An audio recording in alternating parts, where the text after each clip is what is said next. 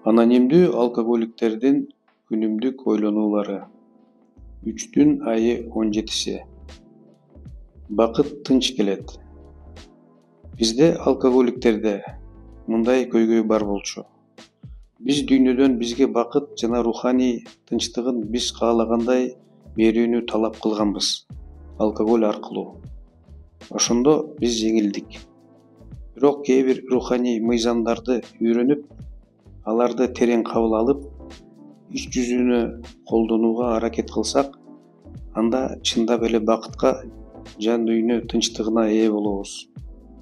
Сыягы биз карманууга тийиш болгон белгилүү бир эрежелер бар окшойт. Бирок бакыт жана жан дүйнө тынчтыгы ар дайым жаныбызда, ар бири-бирибиз үчүн ачык жана жеткиликтүү.